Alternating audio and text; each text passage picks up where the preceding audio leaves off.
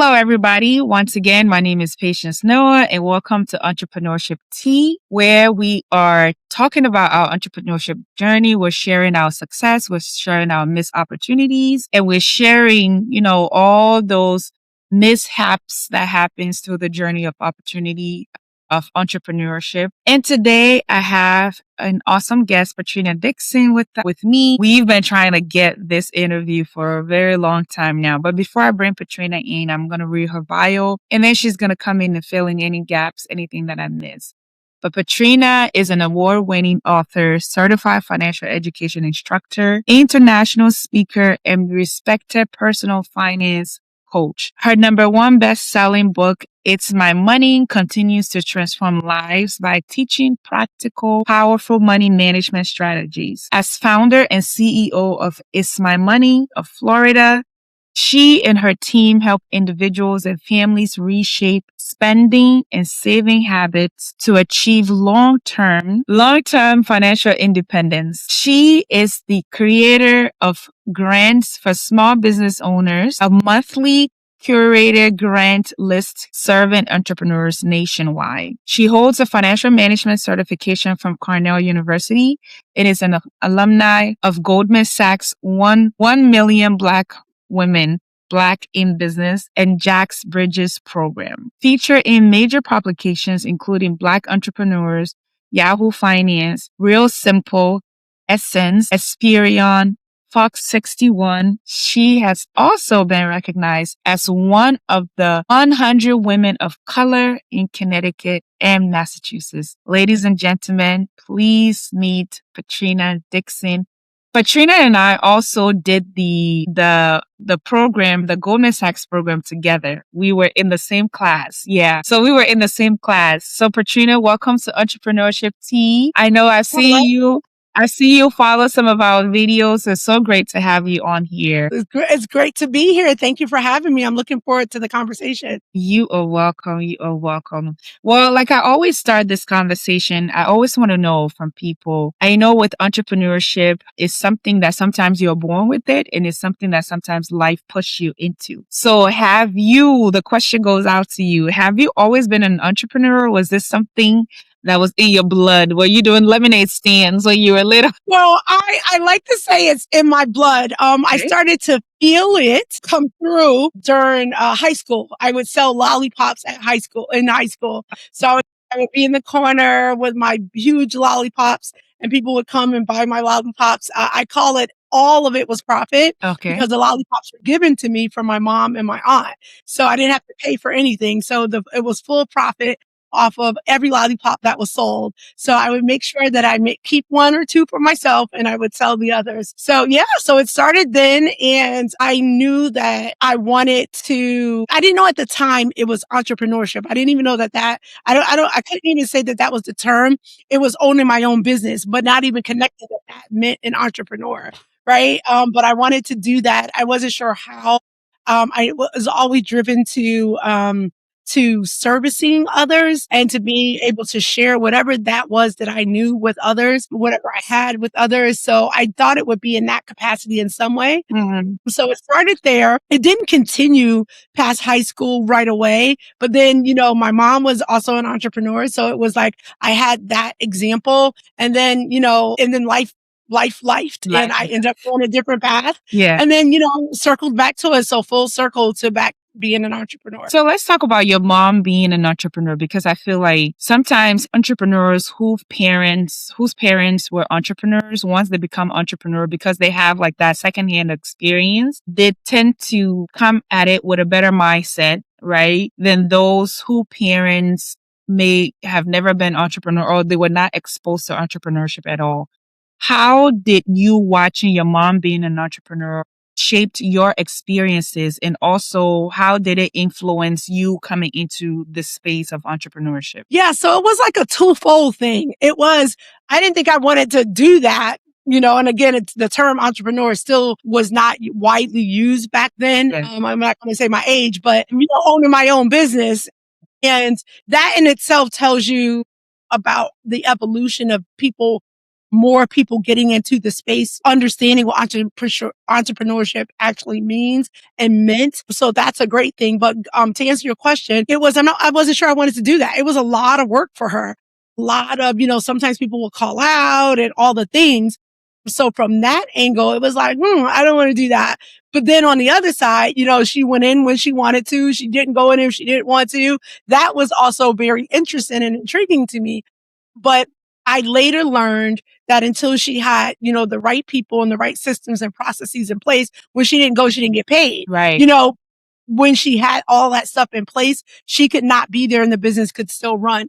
So I wasn't still, even back at that time, was not as eager to get into that realm. I wanted the steady paycheck every 2 weeks Right. or every week, Right. whatever. Back then I was getting paid every week. Yeah. So it was more about that. And then not really fully appreciating what she did have in that at that time. And now that I sit here, even as you asked me this question, I'm like, wow, maybe that was something I could have continued. Yeah. But again, I just didn't have that bug. I was pursuing a different career path. It ended up changing, but I was pursuing a different career path. And here I am today. So everybody's journey is what it's supposed to be. I'm a firm believer of that.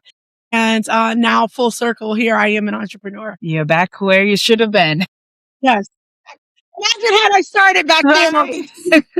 Yes. Where you should have been. So I think if I'm not mistaken, when we met years ago when I was living in Connecticut, of course we met through your cousin Crystal. You worked in the insurance industry at some point, right? Before you retire, right? I worked for an amazing company. I was there 32 years, which kind of, is a testament to how I enjoyed where I was working, what I was doing, who I was working for. Enjoyed my experience there. I learned a ton working there. I met a lot of amazing people that worked at the company at the time. Met through clients that I served at the time, consultants, brokers, etc. So it was a wonderful 32 years. I started 32 years before that. Yeah. Again, what I'll say my age.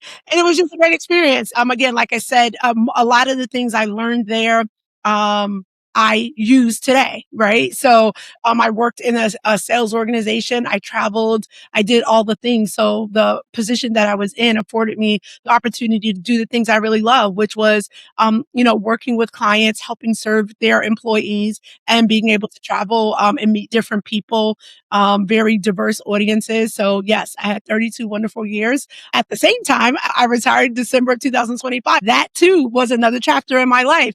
And that has been an amazing experience as well. That's awesome.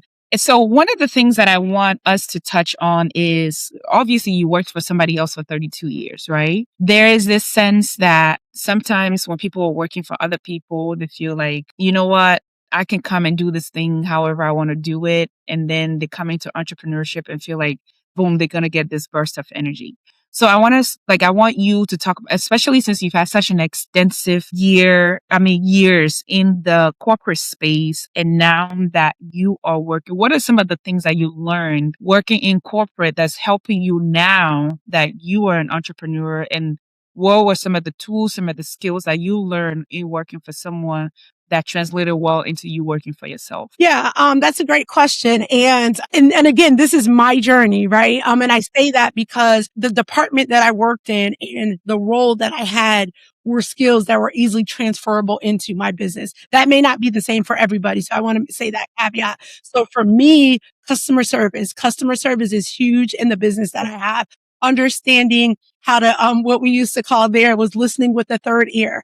32-year journey, I worked in the customer service area for a little while as well, and listening to the third ear. So hearing my prospective clients, what they are looking for, but also what they aren't saying that may be solutions that my company offers. So that's a skill set that I learned there. I also learned I chuckle as I say this because there's a woman that works at the company that I worked for that said, find a way to, right? Find a way to get to the yes.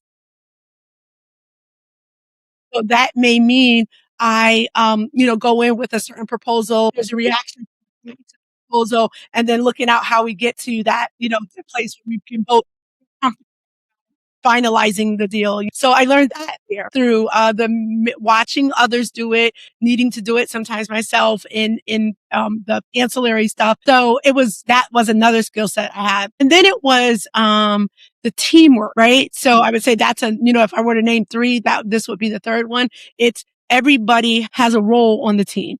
And it's the success of the company is not built off of one person. Right. And everybody plays an integral role in allowing people to be able to share during our team meetings that my company has, and hearing from others about thoughts. At the end of the day, I'm the owner of the company, but hearing what others have to say, they're hired for the roles that they have. So making sure that their ideas come into play, watch and congratulating them when they flourish through things, and when they, a strategy that we've put in place and they've executed well, ensuring that the team camaraderie is there, that I'm accessible to them, that we understand each other, being very clear with the task is and the expectation and the outcome. So a lot of that I learned there as well. So yeah, I would say those are the three things for sure. No, that is awesome. That's great. And then also while you were in corporate, because I think you wrote your book while you were still working in corporate, right? Oh, I remember. Yeah.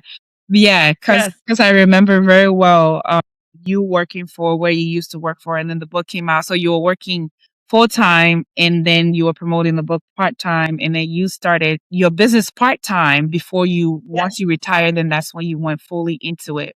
So I want us to talk to people out there who may be trying to get into a business, but they're contemplating, like, do I do this full time? Do I do this part time? Like, what about your business that made you feel like, okay, let me do this part time until I get to the point where I need to go at it full time? Like, what were some of the things that played into that? Yeah. So, going back to what I said earlier about servicing, Yeah. my business, and, no secret to this, I'm very, transparent about this across all platforms, is I got into what I do now because of my personal struggles initially. And that was, I shouldn't even say struggles. Let me restate that. With my personal money journey, I would say that. And I was what I would call, I had a great job that I enjoyed. I was able to acquire things that I liked. I lived in a home in an area that I wanted to live in. I drove a car that I purchased that I wanted to drive.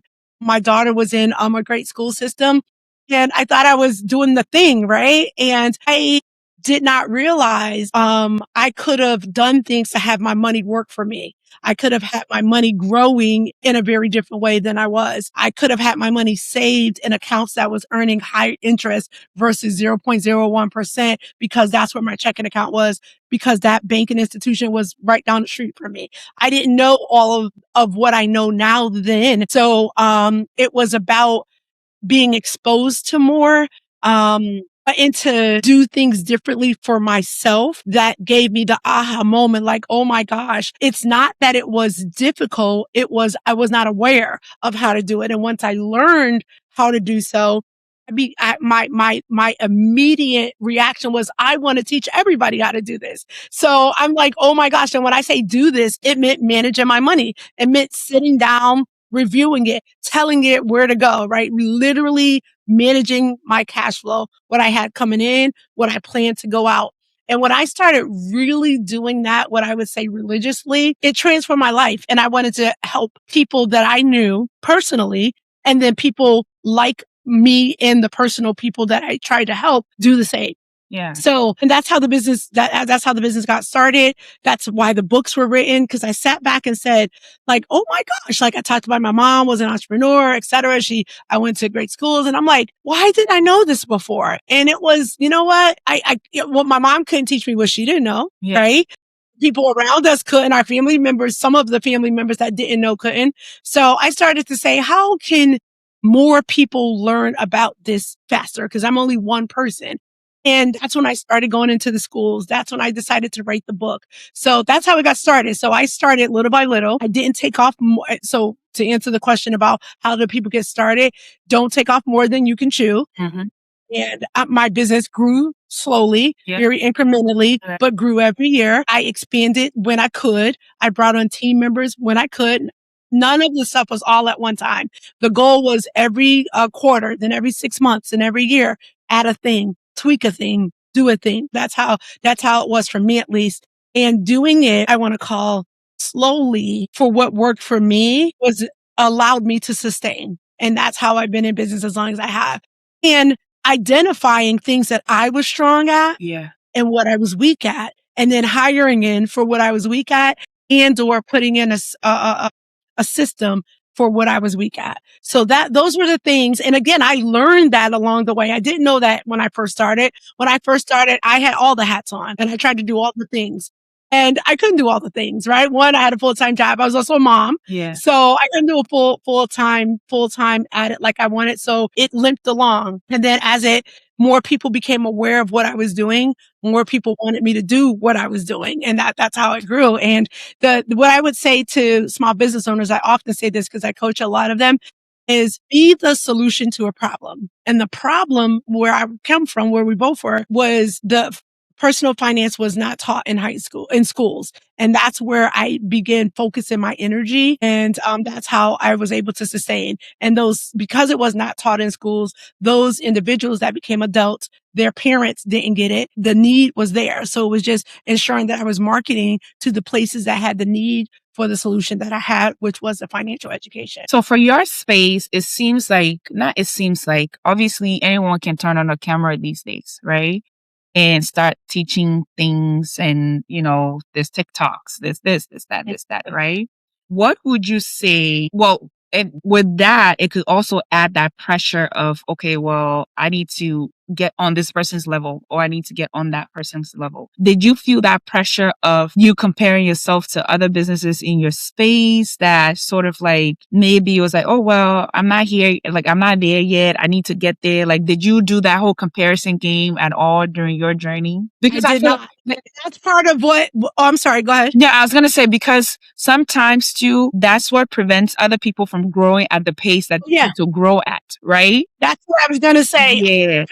Number one, let me say this, is it's not good to compare. And sometimes people are comparing their year 1 to somebody's year 10. Yeah. You know what I mean? Because nowadays we could take photos, filter them, do this, do all of that. And I was sharing, I was just doing a keynote speak last week, and I said, she's probably going to take a ton of pictures of me to get down to 30. You know what I mean? Fine, whatever. So you don't see all of that stuff. So that's a picture thing. Well, all the stuff that we go through to put forth, like even this podcast episode, you're probably going to have an editor that's going to tweak down and take out stuff and the boo-boos and all of that. Yep. So what you finally see come forth takes a lot of effort to get to that one graphic, that one photo, that one podcast episode, that one workshop, that one keynote. So it was about, for me, right, and I learned this in corporate America. It was about my personal journey. Right? Because we used to have to sit down and look at our year and then think about what we want to do to the next year. So that's what I do in my business as well. Every quarter, I'm sitting down, I meet with the team. Instead of having an hour meeting, it's going to be a little bit longer. We have to strategize, look at what worked last time, what didn't work last time, ban stuff that didn't work, continue with some stuff that did work. So I'm a numbers person, so I look at analytics, and we determine what to do next based on not what we want to do. So we start there. Then it was like, yeah, but people didn't gravitate to that, so maybe we shouldn't continue that. Why put time in something that people are not looking at, watching, reading, etc.? So we would go and continue on with things that people are interested in. So no, I didn't compare. What I compared myself to was myself. What did I gain last year? What did I do last year? How much money? So because a lot of people look at revenue. I'm looking at how much profit did I make last year. Yeah. Revenue was one number. And we learned this at Goldman, right? Mm-hmm. You look at the revenue, but you also look at the profit. And then you have to look at the middle. What expenses is this something I could take out? Are these necessary? Are these annual ones? What can I condense some? So I look at myself and my business every year to determine what my goals are for the next year. And you can't see it, then I have a board and I cross off stuff as I go. And then I also write little Post-its, fold them up and put them in the jar. So not because of others, but if I feel like, I haven't gotten to this place, there's a lot of stuff still on the board, I go in that little jar and I open the thing up. Oh, but I did this and I did this and I accomplished this and I accomplished that. So it's reminders for myself. So I would say to folks, compare yourself to yourself, your last 6 months, your last year, look at your numbers. know your revenue and your profit Yeah. and your expenses, Yeah. right? Look at where your money is going and determine if you can reduce those. Don't bite off more than you can chew. And when you need help, get help. And for me, when I started getting help, it was internships. It was, can I go to colleges and post out there what I was looking for? And I had to own, because when I first went out there, I just said I wanted an assistant. Right. Do what? Right. So I had to be I did not do that. And then the person at the college said, well, what are they doing? I'm like, oh, they'll be my assistant to do stuff I need done. You have to give a little bit more detail. So that was a learning for me. Yeah. So I'm very specific on what I want the assistant to be able to take on. And then I onboard them properly as well. So compare yourself to yourself the year before, the 6 months before, and then pat yourself on the back when you accomplish stuff. Yeah. Right? Yeah. When you accomplish stuff. And I say, because I used to be one of those ones where I didn't post online. I'm just like, I'm doing my thing. I'm in the business. I'm doing my thing. And people would say, even when people don't like, share, comment, click, whatever those things are, they're watching. Yeah. So continue to put stuff out there. And that's how people are aware. So now, I'm in Florida now, but I was in Connecticut. Now people in Florida, when they think about money and workshops, they're like, oh, I know that lady. You know what I mean? Because I'm always putting this stuff out there, and it's important to do that. That you don't want to have a good product and people don't know how to get it. Yeah. You have to make that available to them. So, I'm very conscious about ensuring all the platforms, people that are my target audience, I am, messaging to them to be able to do more of what I enjoy doing within my business. Yeah. And I think on the posting thing, you've gotten a lot better. Like sometimes I'm like, you know what? Like when I see her post, I'm like, I need to get into like these random posts, but it's baby steps, Baby steps. And that's where I brought in an assistant. Yeah. I'm like, social media is not my thing. I don't understand the algorithm. So when you see random posting, that's definitely me. Yeah. When you see calculated, know the words, know the hashtags, that's all her. Because I don't know how to do all that stuff. She creates the graphics. She'll tell me, do a picture with a point my finger, and then she makes it all pretty. So, they're those that I have supporting the business. I call I work with them, they don't work for me. I call that they're part of the team. Each of them are really good at what they do. Yeah. And they enjoy what they do. Yeah. So the end product is always a great thing because it's their lane. You know what I'm saying? Yeah. Instead of me trying to dabble on everything, my lane is standing in front of an audience, talking on a screen like we're doing today. Yeah. Like I love the energy of a room, the feedback, talking with someone like that. That's my jam right there. Yeah. Yeah. No, I think that's great. That's great. So one of the things that I've discovered about people and money, there is this fear that comes with people make money, right? And I think people make money all the time, but there's this fear of taking the step to get to know more about it. Right. And even I struggle with this a little bit more. Like for you and what you do, how do you work with people to sort of like break that first fear of, I know I need to know this. I know I should be learning this, but then also it's like I have this inherent thing in me that money doesn't matter. Money is not important. Money is not the end all be all and things like that. Like, how do you work on people changing their mindset? Yeah. So that's a really good question. And it is, sometimes for me, at least for people that I come in contact with very frequently, and more times than not, it's women or young women. And it's like helping them to not feel bad about the place they're in right now. Whatever happened before, it's okay. Once they've taken that step to meet with me, to be in a room that I'm teaching in, I applaud them for that. Ask them to applaud themselves for taking the first step.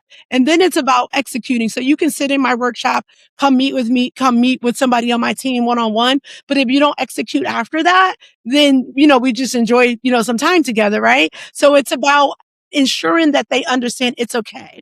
And Patience, I'm telling you, once I became transparent with my own journey with money, people like, oh, because they meet me now, like Patrina of 2026. Right. I'm a way different Patrina relative to money than I was when I got started, right? Yeah. So it's like, I very often, and those that are on my team, because I have finance coaches that you're going to hear more about them soon. It's about not making people feel bad about what they have not done. Correct. Or what they haven't achieved, because we weren't always at the place that we are right now. We're here now. Yeah. That's why we're the coaches, but we fall sometimes too. Yeah. Like we're not perfect in the thing, right? And life happens. I've talked about caregiving story. I became an abrupt caregiver. That was not on the board. You know what I'm saying? So it's really important that people understand, because we're certified, because we're accredited, all the things, it doesn't mean that we don't take a dip in the various different things, but it doesn't mean what we have to share with you is not valuable. The strategies that we can give you that are tried and true, that can help you along your journey, those things work for many thousands of people. So, you don't take a person's fall to mean that they're not the ones that can help you, right? Because their fall could be like this compared to you still down here, even with their little fall. And when I say down here, I mean with the understanding of how to do various different things. So the way that I break that down, at least for the people that I have the wonderful pleasure to serve in a independent setting or group setting, is you are here. Clap your hands for you being in this room, for you taking the time out for you, not for your sister, your mother, your brother, your child, or whatever, for you coming in this room. And then I'm going to give you things you can, that's the other thing. I start off with easy things that they can implement in their lives the day they walk out of that room, and ensuring that there's resources that I give them that are very digestible, and they can follow when they leave in case they don't remember, they didn't take notes, they walk away with resources that can help. So, and then also provide them online resources that they can go to as well. So most times is the embarrassment. Most times I've been in rooms where I've spoken and literally people come up to me crying and saying, oh my gosh, thank you so much. I really need to hear it. And when they say hear, what they're not talking about the strategies. They're talking about that I was in the place that they are now in right now. Yeah. A place in Connecticut is the YWCA. I've done a lot of work there. And I told the women in that room, I used to sit in those same chairs. I used to bring my daughter, taking the notes, looking at the thing. So I was and now I'm here. You were so literally there. You were in their shoes. It's possible. Yeah. So that exact money conference that I was the keynote speaker of, I was the attendee several years before that. So I try to break down the fears. I try to break down the myths, but also be very, very, very, very clear that money issues are real, and that the prices that we're dealing with right now are real. That makes it even more important that you have to manage what you have coming in. It's not how much you have, it's managing what you do have. Yeah. Yeah. No, I think that's great. That's great. And I love that personal experience, and especially, and I think maybe I want you to talk to the difference between you and a financial advisor, because I think with what you do, it's more of like a coaching role. There are other methods and things like that's added into your service than what they might get from a financial advisor that's sitting in the suit and tie at the bank, or, you know what I mean? Because most people, I feel like the personal aspect is just not there. So maybe if you can talk to that, I think that'll be great for our listeners. Yeah. So absolutely, they're different roles, and I intentionally didn't go into that side of it, meaning advisor side of it, because I wanted to be able to coach people where they were.